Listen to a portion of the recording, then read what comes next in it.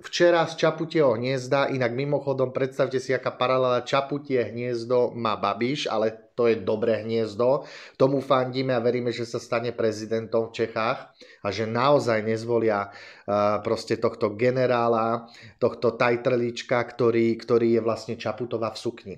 A možno Čaputová v uniforme, lepšie povedané.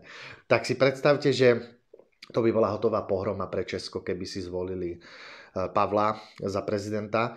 No a z toho druhého Čaputieho hniezda, ale v tomto prípade čaptavého, lebo ona má čaptavé hniezdo v prezidentskom paláci, vyletela včera čaptava rovno do Nemecka za prezidentom. A predstavte si, že išla dohadovať ďalšiu pomoc Ukrajine. To znamená, na jednej strane išla prehovárať, aby tanky, ktoré vlastne Nemecko stále drží a blokuje a nerozhodnutí sú, či ich vlastne pošlú na Ukrajinu, tak išla vlastne s prezidentom dohadovať a vyjednávať pomoc Ukrajine.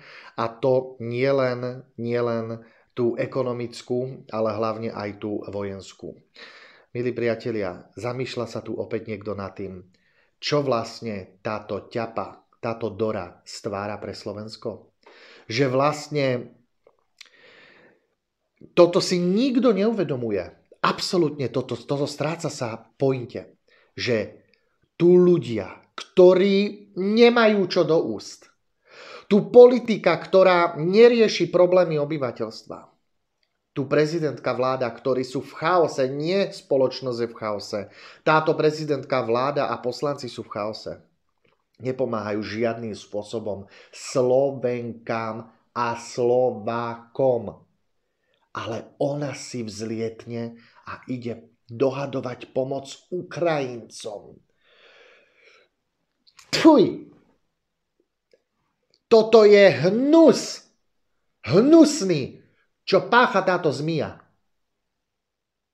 Je mi zle a verím, že aj vám. Modlíme sa, Slováci. Modlíme sa za to, aby zmizla zo Slovenska. Aby bola minulosťou. Aby v živote nikdy sa nezopakovalo, že by po druhýkrát ju niekto zvolil do prezidentského paláca.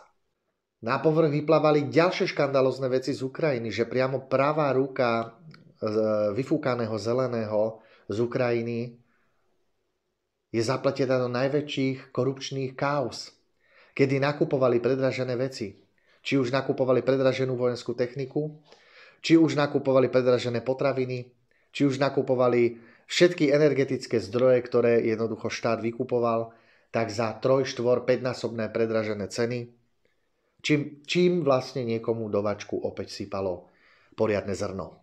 No a to najväčšie zrno, dneska už môžeme hovoriť, že napríklad ten zelený vyfúkaný už dneska môže byť doživotne zabezpečený z peňazí Spojených štátov, kde skutočne mu na účet ono sa tvrdí, že v podstate zo Spojených štátov mu prišlo už niekde na Floridu, kde má údajný svoj vilový komplex pripravený, preto keď už naozaj by všetko padlo, aby bol nútený opustiť Ukrajinu, tak tvrdenie, ktoré je, že má vyše 100 miliárd, dobre počujete, 100 miliárd dolárov už pripravených ako vďaku od Spojených štátov. A to konkrétne na Floride, kde už ho čaká všetko, celý servis. To je politika, čo? Čo poviete? Tak sa to robí do psej matere. Slovák nemá čo do úst, rozhoduje, či si kúpi chleba, alebo či si kúpi maslo, lebo obidve si nemôže kúpiť.